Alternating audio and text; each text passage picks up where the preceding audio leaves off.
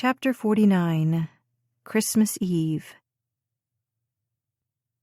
Ben knelt down and adjusted the halo of Dez's angel costume. "That was the best Bible verse reading I've ever heard, young lady." She beamed at him. "I memorized it myself." "Yeah, well, I bet your mom helped a lot, too." She shook her head. "Nope, only a little." She slipped her hand into Ben's. "Come on, didn't you hear Pastor Reggie say there's cake downstairs?" Ben hesitated for just a moment, glancing at Jade. "You coming?" Jade adjusted her earrings and nodded at him. He slipped his hand behind her back, then leaned in. What's that beautiful smell?"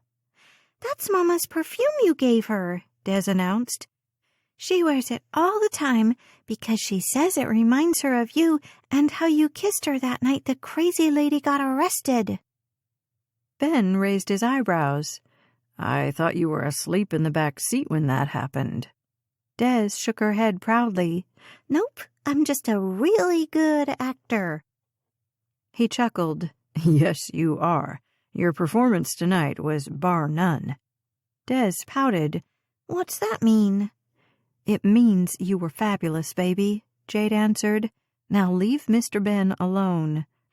"Don't you mean Officer Ben?" They made their way downstairs, and Des rushed toward the dessert table. Ben turned and faced Jade, taking both her hands in his. "So she's doing well?" Jade nodded. "Yeah, she's talking with a social worker at the clinic about what happened, and we'll drive in to see a play therapist in Palmer next week. From everything I can tell, she's doing fine. I'm the one who still feels like a wreck around here." He leaned in and rested his forehead against hers. "I think you're doing a wonderful job."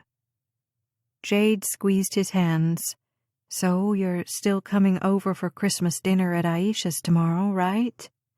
"Yeah. What time should I be there?" "Around 3, but don't expect to eat until 5 or later." "How's Aisha after getting knocked out, by the way? I haven't talked to her since that night in the clinic." "She's fine. They ended up sending her to Valdez for an MRI just to be safe, but the swelling was already way down and she's back to her normal self." "That's good." Upstairs, a Christmas Carol soundtrack played loudly enough to be heard over the laughter and conversations in the fellowship hall. Jade looked around at her friends from Glen Allen Bible Church, men and women who had braved the cold to search for her daughter, families who had donated some of their own presents to make sure Des had plenty of new toys, far more than she would ever need.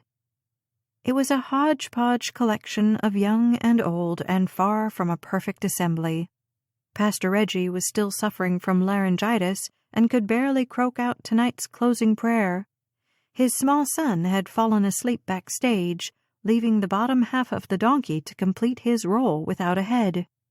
While folks mingled around the dessert table, a mother scolded her teenage daughter, and a husband who was known to only come to church when his wife dragged him in on holidays was sulking in the corner.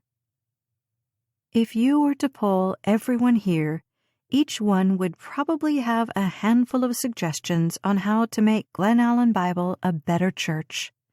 Some were vocal in their complaints about the music, the children's ministry, or the way the pastor's kids fidgeted in their seats. But tonight, there was no other group of people Jade wanted to spend the holidays with. Tonight, she truly felt at home.